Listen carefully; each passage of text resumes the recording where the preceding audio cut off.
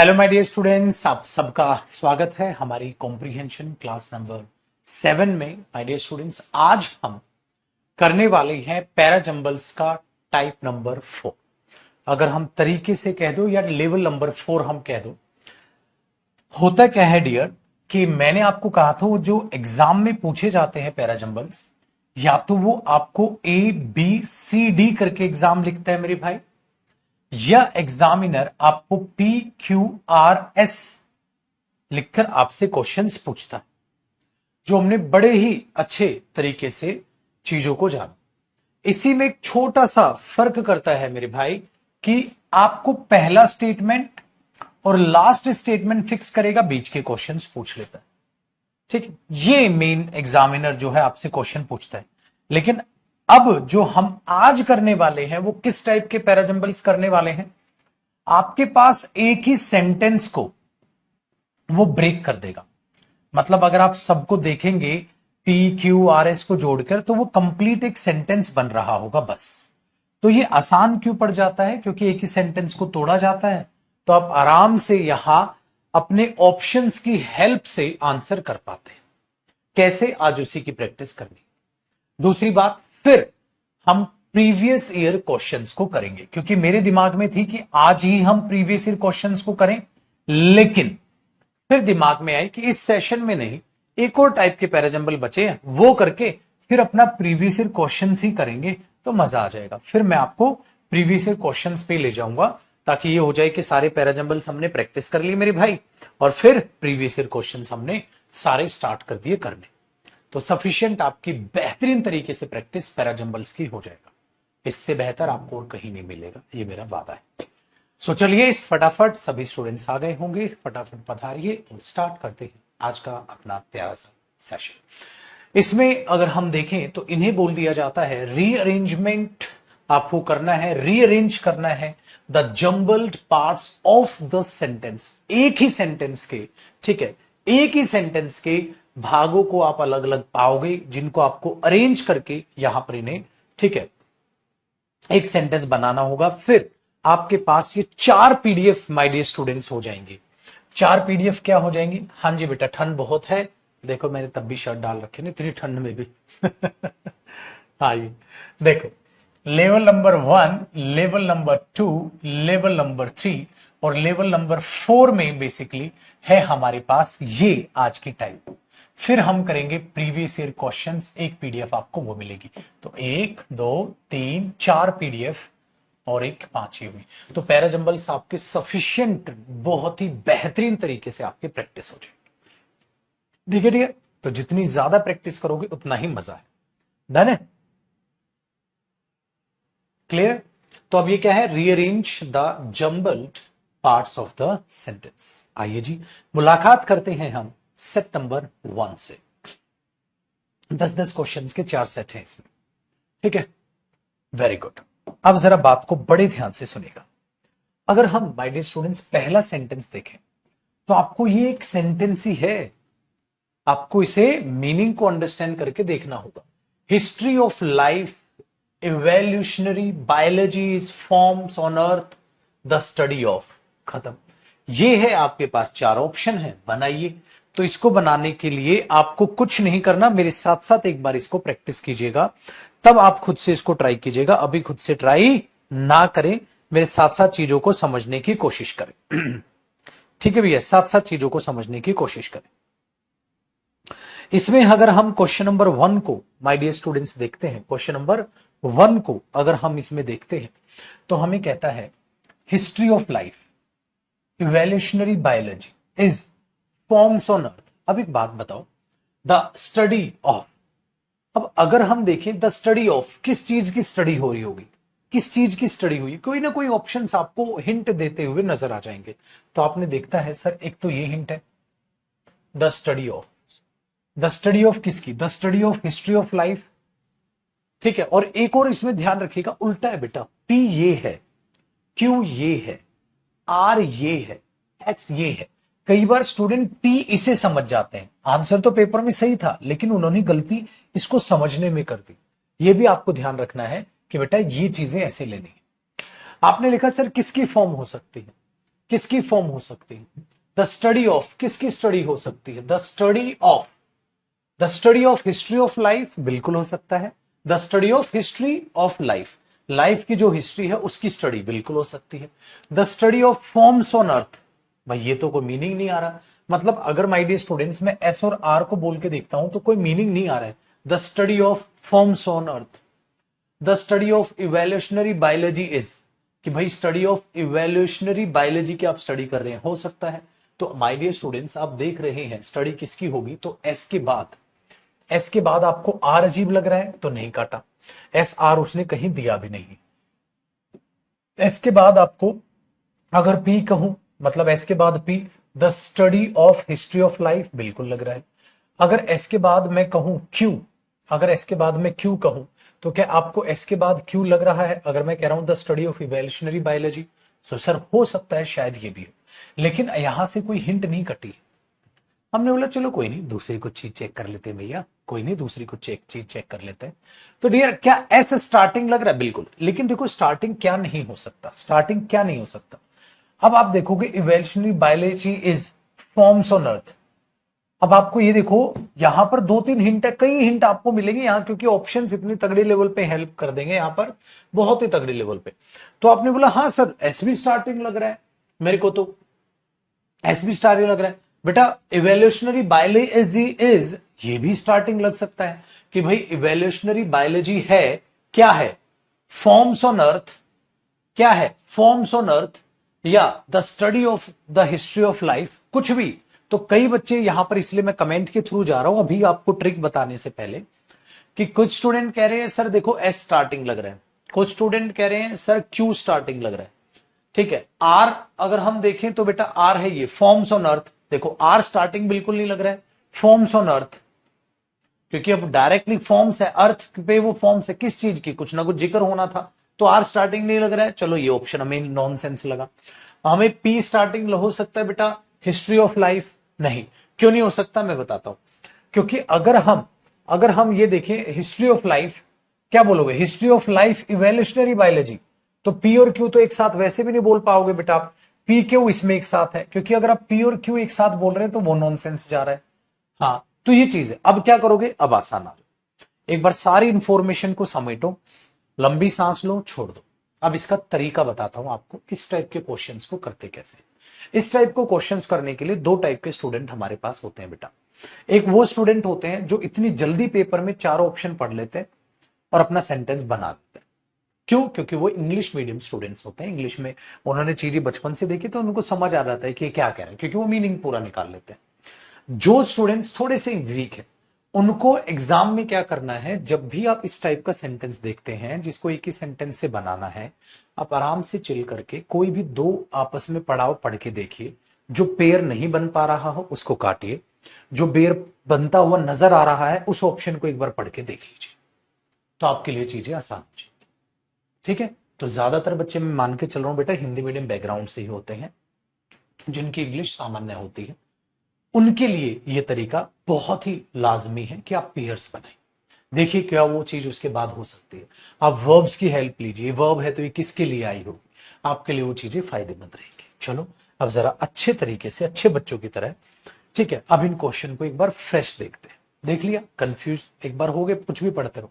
तो आपने क्या बोला, चीजों को देखा sir, history of life, evolutionary biology. अब एक बात बताओ, अगर आप इस चीज को इस चीज से जोड़ोगे तो बेटा इवोल्यूशनरी बायोलॉजी, बायोलॉजी अपने आप में नाउन ही है, इवोल्यूशनरी एडजेक्टिव हो गया। अब ये नाउन इस नाउन से बैक टू बैक कैसे जुड़ जाएगा बेटा? History of life evolutionary biology, history of life biology, sir ये तो जुड़ेगा नहीं, ये तो एडजेक्टिव हो गया बेटा इसका, तो ये तो दोनों आपस में जुड़ ही नहीं सकते। कैसे बोलोगे आप history of life biology, history of life evolutionary biology? नहीं, एक नाउन दूसरे नाउन के बैक टू बैक नहीं लिखा जा सकता। इसका मतलब मेरे बच्चे पी और क्यू एक साथ नहीं हो सकते बेटा। पी क्यू इसमें भी साथ है, पी क्यू इसमें भी साथ है, तो ये ऑप्शन भी कट गया और ये ऑप्शन भी कट गया। मेरे पास अब दो ऑप्शन बचे। जब एग्जाम में मेरे पास दो ऑप्शन बचे बेटा, मैं सिंपल दो ऑप्शंस को देखूंगा और ये सोचूंगा एक बार इसको पढ़ लेता हूं, एक बार इसको पढ़ लेता हूं। 2 सेकंड लगनी है मेरे बच्चे, पेपर में पढ़ना पड़ेगा।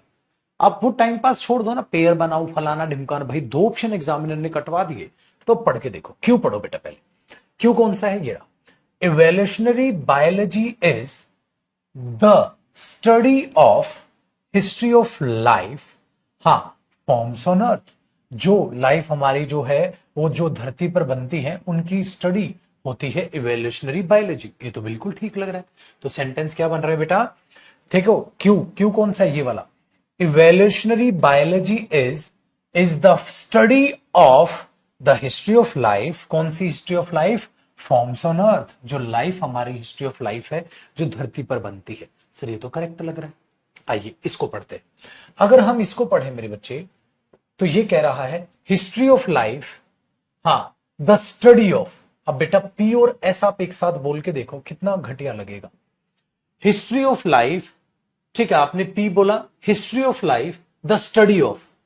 अब history of life the study of, फिर से वही हुआ बेटा, नाउन के बाद आप बैक टू बैक नाउन बोलोगे, लाइफ द स्टडी ऑफ, तो बेटा ये दोनों आपस में रिलेट नहीं होंगे, पीएस नहीं रिलेट होगा, एसपी हो जाएगा। क्यों, the study of the study of history of life, history of life की स्टडी।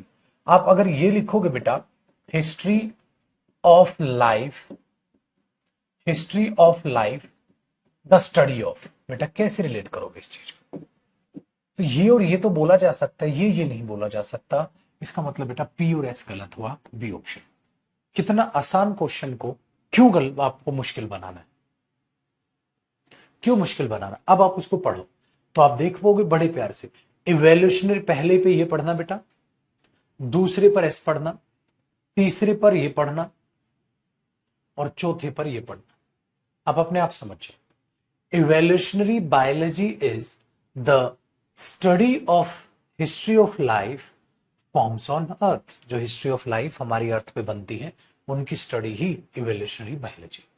कितना आसान से काम, कितना आसान से काम क्या। और आहिस्ता आहिस्ता, ठीक है ना, आहिस्ता आहिस्ता जैसे जैसे आप इनको आगे बढ़ते चले जाओगे आपकी बात बनती चली जाएगी।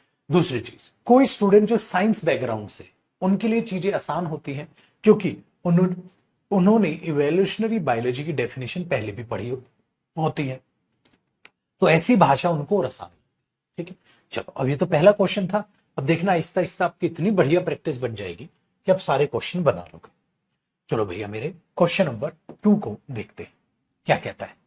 क्वेश्चन नंबर 2 को अभी मेरे साथ साथ ही रखिएगा, ज्यादा फुर्ती दिखाने की कोशिश ना करें, ठीक है भैया, फुर्ती दिखाने की कोशिश ना करें। कहता है बेटा, life is considered the origin of, ठीक है। अब आप ध्यान से सुनिएगा, जब आप यहां पर देखेंगे बेटा, जब आप यहां पर देखेंगे life is considered the origin of, आप बोलोगे सर ये पी और ये क्यू, क्या पी क्यू हो सकता है। सर कैसे बोलूंगा, life is considered the origin of, considered the origin of नहीं sir, the history of universe a unique event in. तो आपने बोला sir life is considered the origin of, ठीक है सर, बोल नहीं पा रहा, दोनों एक साथ बोल नहीं पा रहा। तो बेटा आप ध्यान से देखोगे तो आप पी क्यू नहीं बोल पा रहे, आप पी क्यू नहीं बोल पा रहे। तो क्या पी क्यू है, पी क्यू है, पी क्यू है, पी क्यू है। ये एग्जामिनर बेवकूफ ने उसने एक ही ऑप्शन कटवाया क्योंकि इजी था ना। चलो आगे देखते हैं। The origin of the history of universe, बोल पा रहे हो बेटा, हो सकता है क्यू आर हो भैया, ठीक है, हो सकता है, क्यों बोल पा रहे हो। The origin of the history of universe a unique event in. अब एक और तगड़ी देखिएगा बेटा, देखो अब आ यूनिक इवेंट इन और लाइफ इज कंसिडर्ड। तो आप अगर पूरे सेंटेंस को पढ़ोगे बेटा तो आपको यह नजर आएगा ये मेन वर्ब और वो है हेल्पिंग वर्ब और ये पैसिव वॉइस है। Life is considered, life consider की जाती है ना, लाइफ कंसिडर की जाती है माय डियर स्टूडेंट्स, ये अपने आप में पैसिव वॉइस है पी और यहीं पर आपको ये वर्ब नजर आ रही है। तो इसका सब्जेक्ट कौन है, लाइफ, भाई बिल्कुल हो सकता है, ठीक है बिल्कुल हो सकता है। चलो देखते हैं, लाइफ सब्जेक्ट है कोई और सब्जेक्ट है। तो कह रहा है डैश लाइफ इज कंसिडर्ड, तो आपने बोला पीक्यू नहीं बोल पा रहे थे तो पीक्यू हमने काट दिया, कोई बात नहीं है, एक ऑप्शन कटा। कहता है the origin of the history of universe a unique event. अब देखो बेटा, the history of universe a unique event in. अब आप देखोगे तो बेटा आप आर और एस भी एक साथ नहीं बोल पा रहे होगे। अब अगर आप आर एस बोलोगे तो वो नॉनसेंस लगेगा। क्या आर एस दिया है, कहीं भी आर एस नहीं दिया। चलो उल्टा बोल के देख लो, the the history of universe life. अगर मैं आर के बाद पी बोलने की कोशिश करूं बेटा, आर के बाद पी, सर वो भी नहीं बोल पा रहा, आर के बाद पी दिया भी नहीं। तो अब देखो तीनों में क्या है, यहां पर दिया है बेटा एस क्यू और यहां पर भी दिया है एस क्यू। अगर मैं देखूं एस क्यू एक साथ नहीं हुआ तो दोनों ऑप्शन कटेंगे, ए आ जाएगा। अगर मैं इधर देखूं तो और कोई है, और कोई कॉमन किसी में भी नहीं है।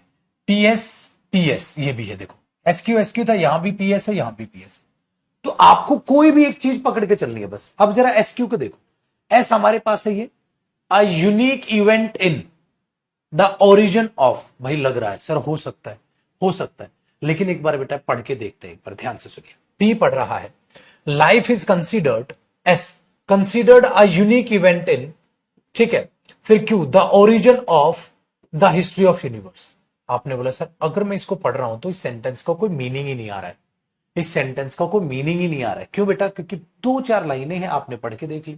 आपने पढ़ा लाइफ इज कंसिडर्ड, हाँ, फिर अ यूनिक इवेंट इन, फिर the origin of the history of universe. भाई लाइफ कंसीडर की जाती है, क्या कंसीडर की जाती है, मीनिंग नहीं आ रहा है। अब ये पढ़ के देखो बेटा, एस क्यू पी आर। अब मैंने एस पढ़ा, ठीक है, a unique event in the origin of, ठीक है, लाइफ इज कंसीडर्ड। भाई आपने बोला सर ये भी नॉनसेंस लग रहा है, तो ये भी कटा, ये भी कटा, तो आंसर ये रहा होगा।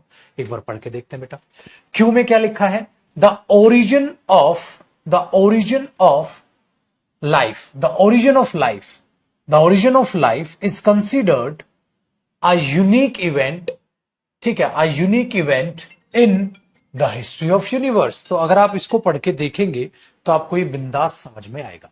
तो आप पढ़ के देखो बेटा, ये बिल्कुल हो गया। क्या? देखो एक बार दोबारा, क्यू में क्या है, द ओरिजिन ऑफ, ये पहले पे पढ़ना बेटा, the origin of life is considered. Life का जो ओरिजिन है उसको कंसिडर किया जाता है, क्या क्या कंसिडर किया जाता है, अ यूनिक इवेंट, एक यूनिक इवेंट कंसिडर किया जाता है in the history of universe, universe की हिस्ट्री में। एक सेकेंड रुकिएगा डियर, आपकी कमेंट्स रुक गई। तो माय डियर स्टूडेंट्स, इससे मेरी बातें को सुनते रहिए, मैं कमेंट्स को कर रहा हूं, ठीक।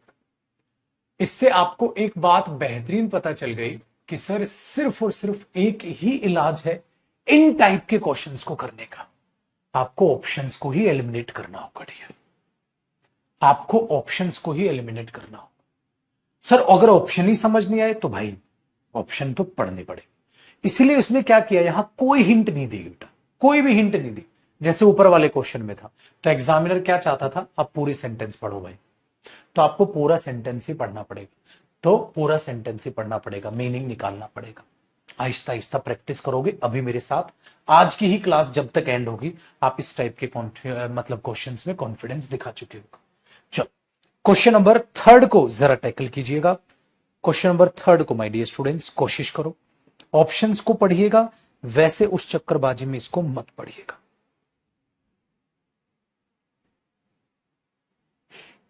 ऑप्शंस को ही पढ़िएगा। हम देखें क्वेश्चन नंबर 3 देखते हैं। 3 में क्या कहता है, 3 में कहता है भैया, productive resources is how we manage and competitiveness critical to strategic growth. अब ध्यान से सुनो, अब यहां पर भी अगर आप देखेंगे तो आपको एक हिंट नजर आएगी मेरे बच्चे, वो है एंड से रिलेटेड। अगर 3 को आप देखोगे तो वो एंड से रिलेटेड नजर आएगी। कैसे नजर आएगी, जरा ध्यान से देखो, यहां पर लिखा हुआ है कॉम्पिटिटिवनेस, ठीक है, और एंड है, तो ये किसी ना किसी को तो जोड़ेगा ना बेटा, सेम चीजों को। अगर यहां ये नाउन है तो इससे पहले भी ये नाउन को ही जोड़ेगा। यहां भी एंड का मतलब क्या होता है, दोनों को जोड़ेगा, तो पहले भी ये नाउन को ही जोड़ेगा। कैसे, how we manage and competitiveness, नहीं सर, हाउ वी मैनेज तो वर्ब की फर्स्ट फॉर्म है बेटा, ये फर्स्ट फॉर्म और नाउन तो जुड़ेगा नहीं, तो क्यू और आर तो एक साथ हो नहीं सकता। क्या क्यू आर गिवन है कहीं, ये रहा, ऑप्शन काट दो।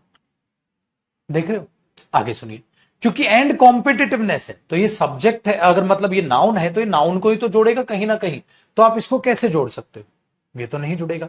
अच्छा, productive resources is and competitiveness, मतलब पी और आर भी आप एक साथ बोलो, नॉनसेंस लगेगा बेटा। क्या पी आर गिवन है? ना पी आर इसमें, ना पी आर इसमें, ना पी आर इसमें, बच गया, बच गया।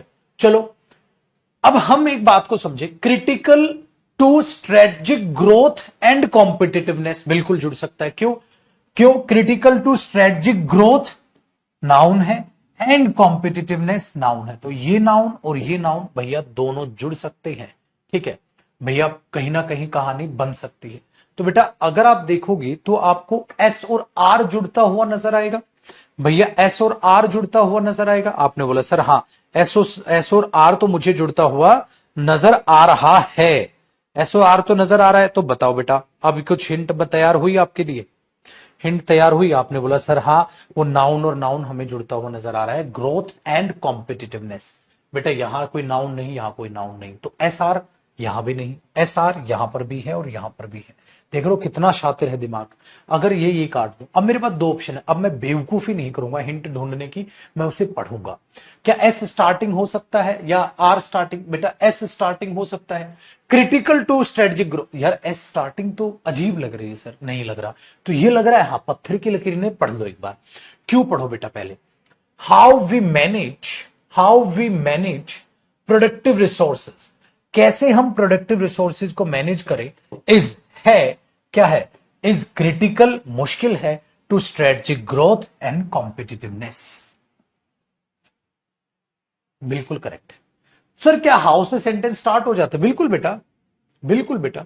अगर मैं बोलूं how to speak the English language is easy to learn, कैसे इंग्लिश लैंग्वेज को सीखना है वो आसान है सीखने के लिए, ठीक है ना, इज इजी टू टीच, आसान है पढ़ाने के लिए। तो बिल्कुल start, how we manage productive resources is critical to strategic growth and competitiveness. ये हिंट थी बेटा, इस तरीके से हिंट देखनी है। तो अब आहिस्ता आहिस्ता इस टाइप के क्वेश्चंस में भी आपका एक्सपीरियंस क्या होगा? बढ़ेगा, तब समझ आएंगे। एकदम से भगवान नहीं बनोगे बेटा दो तीन क्वेश्चन करके, आपको आहिस्ता आहिस्ता अपना कॉन्फिडेंस इनमें देखना होगा, ठीक है। चलो तो इनके जैसे क्वेश्चन करेंगे ना अपने आप समझ आएंगे। अब फोर्थ देखते हैं क्या कह रहा है, ध्यान से देखिएगा। कह रहा है in service firms operation strategy noun है। आगे कहता है from the corporate strategy is generally inseparable. बेटा एक बहुत प्यारी हिंट है मेरे बच्चे, क्या है? Is generally inseparable from, separate from, separation from, refrain from, prevent from. बेटा इनके साथ फ्रॉम आता है, सेपरेशन फ्रॉम, ठीक है, याद रखिएगा। तो इनसेपरेबल फ्रॉम, तो बेटा ये थी इसमें हिंट। एस के बाद आर आएगा, ये तो आर है ना बहुत सारा, इसको क्यों पढ़ लेता है बच्चा कई बार, एस क्यू। और मैंने अभी भी समझा है बेटा ये पीछे है, ये एस है तो ये आर है ये वाला, तो मेरे बच्चे एस और आर एक साथ है। इसका मतलब अगर आप क्वेश्चन नंबर 4 में देखोगे तो हमें एक तगड़ी हिंट मिली, सर एस आर एक साथ है। एस आर इसमें भी है, एस आर इसमें भी है, एस आर इसमें नहीं है, एस आर इसमें नहीं है, तो दो ऑप्शन। अब जब दो ऑप्शन बचेंगे तो मैं सुख शांति से क्वेश्चन पढ़ूंगा। क्या मेरे बच्चे एस स्टार्टिंग हो सकता है? एस इज जनरली नहीं सर, एस स्टार्टिंग कैसे होगा? ये तो कुछ ना कुछ एक्सप्लेनेशन का हिस्सा है, तो ये स्टार्टिंग होगा। तो पेपर में ये मार्क कर दो। अगर समय कम है तो इसे टिक करके आगे पढ़ लो, अगर समय है बेटा प्रॉपर 100% श्योर हो अपने आंसर पे उसे पढ़ के देखो। Operation strategy in service forms में ऑपरेशन स्ट्रेटजी जो है क्या है? Is generally inseparable from corporate strategy, वो कॉर्पोरेट स्ट्रेटजी से अलग है। तो ऑपरेशन स्ट्रेटजीज सर्विस फॉर्म्स में इनसेपरेबल है फ्रॉम कॉर्पोरेट स्ट्रेटजी, बिल्कुल ठीक। कॉर्पोरेट स्ट्रेटजी से ऑपरेशन स्ट्रेटजी अलग है, एकदम बिंदास। बन गया भाई, आया मजा? तो चीजें कुछ नहीं पता बेटा कहां पे क्या हिंट मिले और किस हिंट पे आपको काम करना पड़ जाए। क्वेश्चन नंबर 5 देखते हैं माय डियर स्टूडेंट्स। कहता है आर ट्रेवलिंग कोमा, बेटा कोमा है तो जरूर कुछ ना कुछ फ्लो उठाएगा, वो फ्लो उठाएगा। Are travelling comma. A recent survey has revealed, एक recent survey ने रिवील किया है that कि ओ ओ ओ ओ ओ क्या they are worried about their safety even as more and more Indians। अब ध्यान से सुनिएगा माय डियर स्टूडेंट्स, कहता है has revealed, कुछ रिवील किया है। बेटा क्या रिवील किया है, क्या रिवील किया है सर? उसको एक्सप्लेन करने के लिए आपको नहीं लग रहा बेटा दैट कंजंक्शन आना चाहिए? A recent survey has revealed that they are worried about their safety। अब एक बात बताओ, a recent survey has revealed are traveling? नहीं। A recent survey has revealed even as more as Indians? नहीं। बेटा Q के बाद आप सिर्फ और सिर्फ आर बोल सकते हो और कुछ नहीं बोल सकते आप। उन्होंने रिवील किया है क्या, तो उसके बाद ना तो आप ऐसे बोल पा रहे ना ये, आप क्या बोल पाओगे? दैट कंजंक्शन क्या रिवील किया बताओ? मैं जानता हूं, I know that, I want to tell you that, तो वही तो क्या रिवील किया है? दैट। तो बेटा मुझे लगा सर क्यू आर ही एक साथ होने चाहिए और कोई क्यू के साथ जच नहीं रहा सर। क्यू आर एक साथ है, क्यू आर एक साथ है, क्या है नहीं है, क्या है नहीं है, क्या है नहीं है, लेकिन पत्थर की लकीर तो नहीं है। मैंने सोचा चलो अब इसे पढ़ते हैं।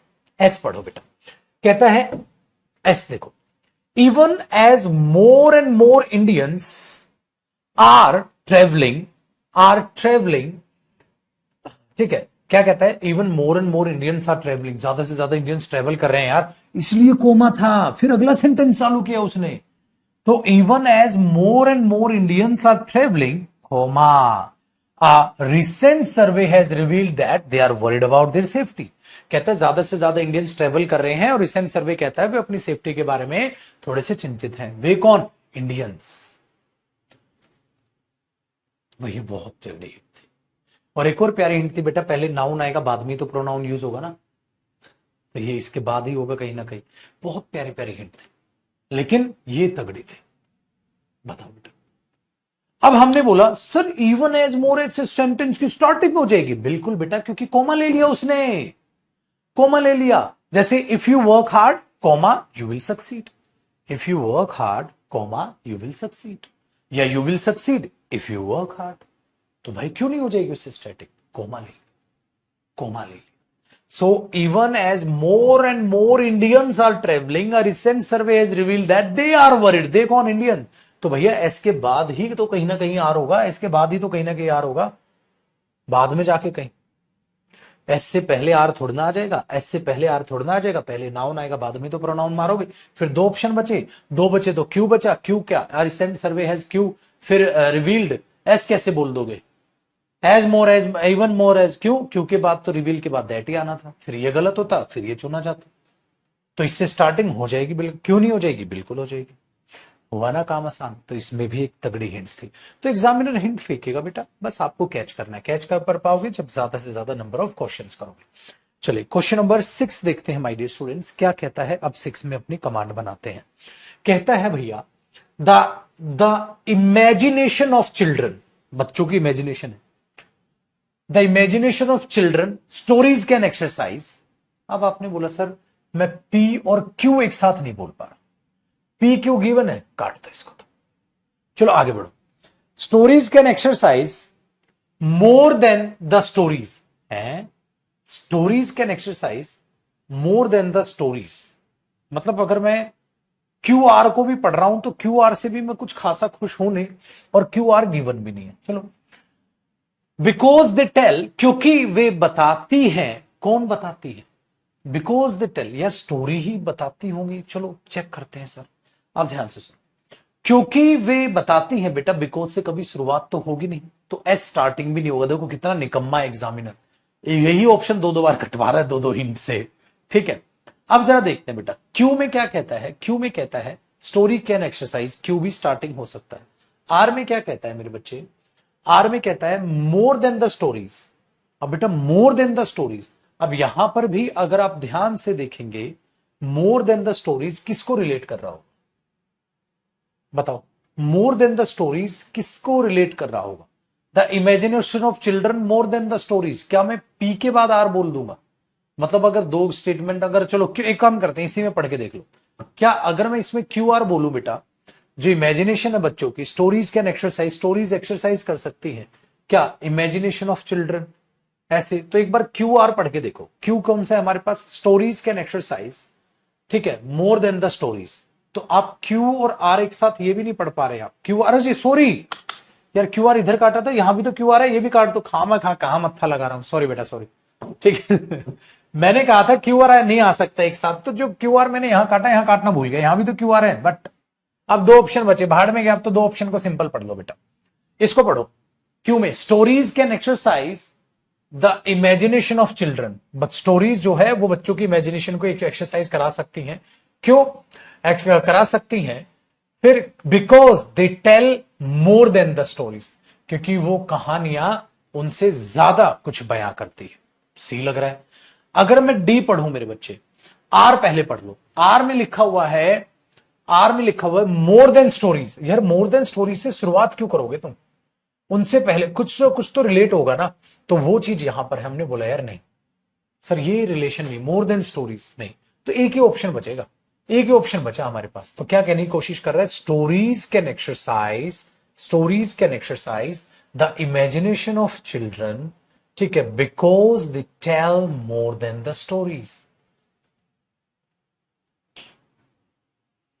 तो ये हिंट पे काम करो बेटा, आओ हिंट जरूर देगा सर, पेपर वाले ने हिंट ही नहीं दी बेटा, पेपर किस बात का, फिर फेल कराने नहीं बुला रहा आपको, आपका टेस्ट लेने बुला रहा है, ठीक है, हिंट ही नहीं दी, हिंट के बगैर सेंटेंस कैसे बन जाएंगे। चलो अब नेक्स्ट क्वेश्चन को देखते हैं, हिंट के बगैर तो सेंटेंस ही नहीं बन सकते ना बेटा।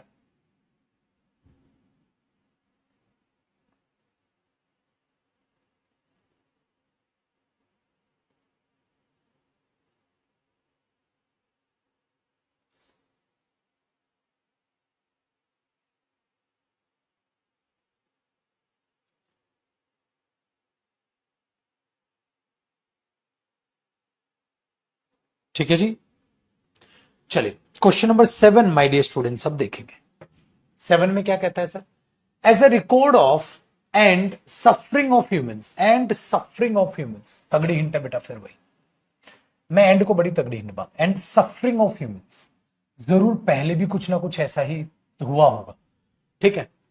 अगर हम देखें तो ये क्यू की हिंट पकड़ लो बेटा, ठीक है। अब कोई ना कोई तो एंड किसी ना किसी को तो जोड़ रहा होगा यार, एंड सफरिंग ऑफ ह्यूमंस और ह्यूमंस की सफरिंग, चेक करते हैं, एज अ रिकॉर्ड ऑफ, अब as a record of and, यार प्रेपोजिशन के बाद एंड तो नहीं आएगा बेटा, तो पी और क्यू तो नहीं हो सकता। अब भैया यहां पी क्यू लिख रखा है, गलत, पी क्यू नहीं है, पी क्यू नहीं। आगे बढ़िए, the achievement comma experiments history. अब अगर मैं बोलूं द अचीवमेंट कॉमा एक्सपेरिमेंट्स, देख रहे हो, मतलब कॉमा, फिर ये कॉमा, जैसे राम मोहन, अगर लिख रहे हो राम कॉमा मोहन, तो आगे भी तो कुछ जुड़ेगा ना बेटा, तो आपने किस चीज को जोड़ा, द अचीवमेंट पहला नाउन, एक्सपेरिमेंट्स दूसरा नाउन, अब आगे भी कुछ होगा। हिस्ट्री इज कंसिडर्ड है, the achievement experiments history is considered. यार आप आर और एस एक साथ बोल पा रहे हो बेटा, नहीं बोल पा रहे। एग्जामिनर आर एस यहां भी दिया, ये भी गलत, आर एस यहां भी दिया, ये भी गलत, वो भी दो नॉनसेंस लग रहे हैं बेटा। दो बच गए, पढ़ लो ना यार शांति से, क्या टक्कर है, पढ़ लो बेटा। क्या लिखा है देखो, as history is considered, history is considered, O O O O, उसके बाद P as a record of, अरे ध्यान ही नहीं दिया गया मेरे बच्चे, कंसीडर के साथ एज ही तो आता है, और जबकि मेरा वहां ध्यान चला गया था, इनसेपरेबल फ्रॉम, कंसीडर्ड एज, अरे इतनी बढ़िया तो हिंट थी यार, एस और पी की हिंट थी बाबू, एस पी एक साथ है, फिर भी कुछ नहीं, कोई बात नहीं बेटा, ठीक है, पता है क्या है, कोई बात नहीं। क्यों? क्योंकि बेटा यहां भी एसपी नहीं है, यहां भी एसपी, लेकिन यहां भी एसपी है और यहां भी एसपी है लेकिन एग्जामिनर शातिर है। फिर क्या पढ़ा बेटा, R, the achievement experiments Q and suffering of humans, ठीक है। फिर एस, हिस्ट्री इज कंसिडर, यार क्यू और एस के बाद नहीं पढ़ पा रहे आप, तो ये गलत हो गया, क्योंकि क्यू एस आप नहीं पढ़ पा रहे हो। अगर आप देखोगे बेटा तो क्यू एस नहीं पढ़ पा रहे हो, तो सर ये हो गया। अब पढ़ लो बेटा, history is considered as a record of the achievement experiments and suffering of humans. तो हिस्ट्री जो है कंसीडर की जाती है कि रिकॉर्ड हमें रखा हुआ है अचीवमेंट का, एक्सपेरिमेंट का और ह्यूमन की सफरिंग का रिकॉर्ड ही हमारी हिस्ट्री है। बिंदास, क्यों बनी ना बात। चलिए माय डियर स्टूडेंट्स, आगे बढ़ते हैं क्वेश्चन नंबर 8 पे। क्वेश्चन नंबर 8 पे तो ये जो इस टाइप के पैराजम्बल्स होते हैं वो ज्यादा आसान होते हैं। ठीक है, 8 देखो, कहता है कैन बी इन्वेंटेड, इन्वेंट किया जा सकता है क्या। इट अपीयर्स, ऐसा लग रहा है, has been invented, that all that. अच्छा क्वेश्चन, चेक करते हैं बेटा। देखो, कैन बी इन्वेंटेड तो पी से तो स्टार्टिंग लेंगे नहीं है, ना ली है बेटा। ठीक है, आगे कह रहा है इट अपीयर्स, ऐसा प्रतीत होता है, भाई क्यू स्टार्टिंग हो सकता है। फिर आगे has been invented, R starting नहीं हो सकता बेटा। क्या इन्वेंट किया गया है बताओ तो सही। तो ये नॉनसेंस। एस स्टार्टिंग हो सकता है, एस में कहता है दैट ऑल दैट। दैट किसी चीज की एक्सप्लेनेशन है, कंजंक्शन है, तो it has been invented that बिल्कुल है, इट अपीयर्स दैट बिल्कुल है। तो क्या अपीयर हो तो कंजंक्शन है, वो तो उसको ऐड करेगा, तो ये भी नहीं हो सकता। हाँ ये हो सकता है बेटा, इट अपीयर्स दैट, ऐसा लग रहा है कि, it seems that, it appears that, ऐसा प्रतीत होता है कि। तो बेटा कैसा प्रतीत होता है, ऐसा प्रतीत होता है कि। तो वो चीज जब आप यहां पर लिखोगे तो ये हिंट बन रही है मेरे बच्चे क्यू की, और ये हिंट बन रही है एस की, कि यार क्यूएस एक साथ लग रहा है सर मेरे को। तो इट अपीयर्स दैट, ये तो क्यूएस एक साथ लग रहा है, तो ये स्टेटमेंट ओके है। हाँ, तो अगर ये स्टेटमेंट ओके है मेरे बच्चे, इस हिसाब से तो ए आंसर हुआ। हाँ, अब इस ए आंसर को लिख के देख लेते हैं क्या कह रहा है मेरे बच्चे। देखो, it appears, it appears that all that, हाँ फिर उसके बाद क्या पढ़ना, P, all that can be invented, हाँ हैज बीन इन्वेंटेड। देखो पेपर में तो आप ये मार्क करके आ गए, हाँ पेपर में तो मार्क करके आ गए, लेकिन मुझे ये चीज बहुत शानदार लग रही है बेटा। आपने मार्क कर दिया पेपर में, हाँ सर ये आप लिख क्यों रहे हो, ऐसे तो आज तक आपने कोई क्वेश्चन नहीं लिखा, अब तक तो आपने कोई भी नहीं लिखा, ये क्यों लिख रहे हो, इससे इतना प्यार क्यों।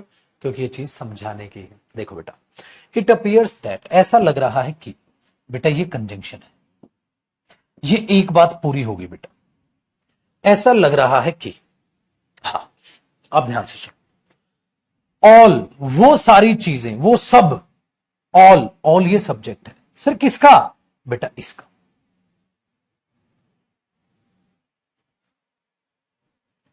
इस सेंटेंस में तीन बातें हैं पागल। क्या, देखो, इट अपीयर्स दैट, ऐसा लग रहा है कि, ऑल सब चीजें, हैज बीन इन्वेंटेड, सब इन्वेंट हो चुका है यार। ऐसा लग रहा है कि सब चीजों की खोज हो गई है, ऐसा लग रहा है कि सब चीजों की खोज होगी। कौन सी चीजें, दैट कैन बी इन्वेंटेड, जो इन्वेंट किया जा सकता था, इन्वेंट किया जा चुका है। बोलते हैं ना, जो किया जा सकता था किया जा चुका है, जो पीटा जा सकता था पीटा जा चुका है। तो ऐसा लग रहा है कि वो सब कुछ जो इन्वेंट किया जा सकता था, इन्वेंट किया जा चुका है। तो बेटा हुआ क्या, it appears that all that can be invented has been invented. तो ये सेंटेंस का, ये सब्जेक्ट का, ये सर ये दैट कैन बी, दैट क्या है, ये बेटा प्रोनाउन है, ऑल के लिए है, रिलेटिव प्रोनाउन है, ये रिलेटिव क्लॉज है। अगर जो बच्चे जिनका प्रोनाउन हुआ है ना वो इस चीज को समझेंगे, जिनका जब होगा तब समझ जाएंगे। सो इट अपीयर्स दैट, ऐसा प्रतीत हो रहा है कि, ऑल सारी चीजें, दैट कैन बी इन्वेंटेड, ठीक है, I have done all that can be done by me, मैंने वो सब कुछ कर दिया जो मेरे द्वारा किया जा सकता था। ये ऑल के लिए दैट है बेटा, ऑल के लिए दैट है, रिलेटिव प्रोनाउन है, दैट कैन बी इन्वेंटेड, जो इन्वेंट किया जा सकता था, ये पैसिव वॉइस है। सो इट अपीयर्स दैट, ऐसा प्रतीत हो रहा है कि, all that can be invented, वो सब जो इन्वेंट किया जा सकता था किया जा चुका। ये इसकी हिंदी हुई, ये इसकी हिंदी हुई। बताओ मजा आया कि नहीं आया बेटा, है ना अच्छे लेवल का क्वेश्चन। चलो, तो ये स्टेटमेंट बन रहा है, बट बाकी पेपर में हिंट थी, आपने उसे उड़ा दिया। क्वेश्चन नंबर 9 देखो बेटा, क्वेश्चन नंबर 9 का आप आंसर कीजिए। 9 में कहता है माय डियर स्टूडेंट्स, 9 में कहता है during the last century, during the last century, ये लास्ट सेंचुरी का जिक्र कर रहा है बेटा। हमने बोला चलो भाई बता बता क्या हुआ। कहता during the last century Indian social political and cultural life, India की सोशल, पॉलिटिकल और कल्चरल लाइफ क्या हुआ, एज अ टेस्टिमनी ऑफ। अब आपने क्यू पढ़ा और आर पढ़ा, बेटा क्यू और आर एक साथ बिल्कुल नहीं लग रहा। Indian social, political and cultural life as a testimony of Indian cinema stands. अब एक ये चीज बड़ी अच्छी है, Indian cinema stands, Indian cinema subject हुआ, स्टैंड्स वर्ब हुई, सिंगुलर वर्ब है बेटा। तो ऐसा लग रहा है मेरे दोस्त ये चीज, हां, बड़े मायने में। और किसी भी पार्ट में आपको वर्ब दिखाई नहीं देगी, ना यहां वर्ब है, ना यहां वर्ब है, ना यहां वर्ब है। तो वर्ब यहां Indian cinema stand, Indian cinema stand हो करते हैं, स्टैंड। हां, फिर एक हमारे पास आया यार स्टैंड्स के बाद, सर अगर मैं ध्यान से देखूं, stands as, Indian cinema stands as, Indian cinema stand करते हैं किसकी तरह, इसकी तरह, stands as a testimony of, किसकी तरह, इसकी तरह। तो बेटा एज उससे रिलेट होने की कोशिश कर रहा है। अगर एज रिलेट हो रहा है तो हमें लग रहा है सर एस और आर, इट स्टैंड्स एज, तो स्टैंड के साथ एज आता है बेटा, जिसको नहीं याद रखना इस बात को। तो सर ऐसा लग रहा है जैसे एस के बाद आर। अगर एस आर देखूं तो बेटा यहां एस आर नहीं, यहां एस आर नहीं, यहां एस आर नहीं, यहां जो है एस आर कहां था हमारा, अच्छा एस, सॉरी, अरे ओ सॉरी, मैं ऑप्शन ये पढ़ रहा हूं, मैं सोच रहा हूं सारे ऑप्शन गलत है। ये था वो, एस आर यहां नहीं है, एस आर यहां नहीं है, एस आर यहां। मैं सोचू यार एस आर किसी में भी नहीं है, मैं सारे ऑप्शन गलत दे दिए क्या, तो ऊपर वाला भैया। ठीक है, तो इंडियन सिनेमा स्टैंड्स एज, तो हमने देखा ये एस है और ये आर है, तो एस आर एक में गिवन है, तो हमारे हिसाब से डी ऑप्शन हो। फिर हम भगवान नहीं, एक बार पढ़ लेते हैं बेटा। क्या देखो, Indian cinema stand as a testimony of, a testimony of Indian social, political and cultural life during the last century। अरे करेक्ट, कल्चरल लाइफ कब की, ड्यूरिंग द लास्ट सेंचुरी, बिल्कुल करेक्ट है भैया। ठीक है, चलो हम सोचे मैं सारी ऑप्शन गलत दे दिया एग्जामिनर ने। 10 देखो बेटा, अब क्वेश्चन नंबर 10 की, ठीक है, हाँ 10 की बात हम करते हैं। क्वेश्चन नंबर 10 में कहता है my dear students, of all searches for knowledge should be the beginning, ये बिगनिंग होगी, ठीक है, देखते हैं। And exploration into truth and experiments of life. अब आ जाएगा यहां बेटा ये एंड एक्सपेरिमेंट्स ऑफ लाइफ, तो ये एंड किसी को तो जोड़ेगा ना भैया, किसी को तो जोड़ेगा, एक्सपेरिमेंट्स ऑफ लाइफ, तो लाइफ से एंड एक्सपेरिमेंट्स ऑफ लाइफ, ये एस किसी ना किसी को तो जोड़ेगा, किसको जोड़ेगा देखते हैं सर, देखते हैं। And experiments of life, life के एक्सपेरिमेंट और किसको जोड़ेगा बेटा, लाइफ के एक्सपेरिमेंट और किसको जोड़ेगा, an exploration into truth and experiments of life, नहीं sir, all searches for knowledge and experiments of life. अगर मैं पी और एस को देखूं, हां सर ये जुड़ सकता है क्या, all searches for knowledge and experiments of life should be the beginning and experiments of life, should be the beginning and experiments of life. ये क्यू और एस भी जुड़ता हुआ नहीं नजर आ रहा, तो मुझे नजर आ रहा है बेटा पी और एस जुड़ता हुआ, मुझे नजर आ रहा है पी और एस जुड़ता हुआ। अब अगर मैं पी एस को जोड़ू तो इसमें पी एस है, इसमें नहीं है, इसमें नहीं है, इसमें नहीं है, तो प्लूरल प्लूरल जोड़ रहा है, बड़ा बिंदास है। हिंट है, जरूरी नहीं है पत्थर की लकीरों, एक बार पढ़ो। आर में क्या कहता है, an exploration into truth, and exploration into truth should be the beginning, हां बिल्कुल ठीक है, तो वो हमारी शुरुआत should be the beginning, beginning किसकी, the beginning of all searches for knowledge and experiments of life, बिल्कुल ठीक है। ये छोटी छोटी हिंट काम आएंगे आपके पेपर में, थोड़ा सा कुछ रूप देखो, क्योंकि ये आसान इसलिए पड़ता है बेटा, सबसे आसान ये टाइप के पैराजंबल्स होते हैं। ये आसान इसलिए पढ़ते हैं मेरे दोस्त क्योंकि इनमें आप तुरंत से मीनिंग निकाल ले, तो एक छोटा सा सेंटेंस होता है, उनमें तो आप 10-12 सेंटेंस पढ़ते हो, इसमें आपको मामूली सा एक छोटा सा सेंटेंस दिखाई दे रहा होता है। चलो, ये था सेट नंबर 1 जिसके 10 क्वेश्चंस आपने यहां पर देखे। माय डियर स्टूडेंट्स, इस टाइप के क्वेश्चन सीजीएल में भी आते हैं और सीडीएस में भी और सीपीओ में भी आते हैं, मतलब सीएचएसएल में भी दे दिए थे भाई, कहीं भी कोई भी टाइप किसी भी एग्जाम में दे सकते हैं।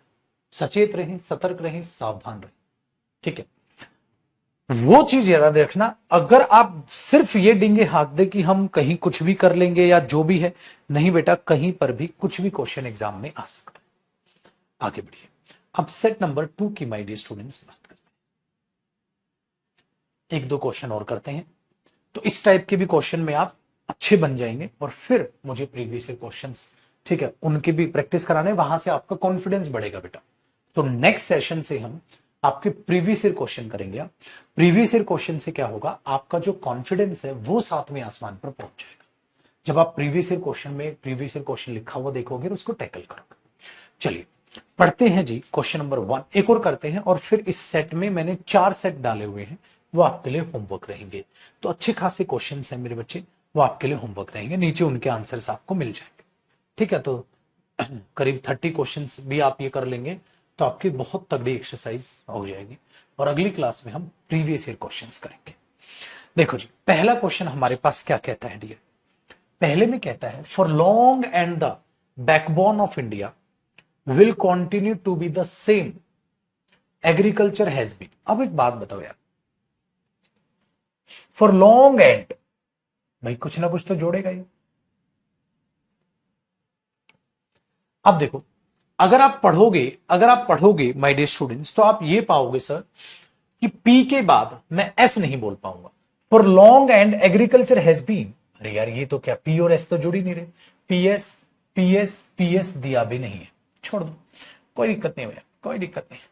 ठीक है, अब देखो, अगर मैं क्यू और एस एक साथ पढ़ूं, the backbone of India agriculture, India agriculture या Indian agriculture, Indian agriculture, India agriculture नहीं, India soldier, Indian soldier, India soldier नहीं बेटा, ये तो नॉनसेंस हो गया। इसका मतलब मैं क्यू और एस एक साथ नहीं बोल पा रहा, क्यू एस नहीं दिया, क्यू एस नहीं दिया, क्यू एस दिया। चलो आगे बढ़ो बेटा। Will continue to be the same agriculture has been, will continue to be the same agriculture has been.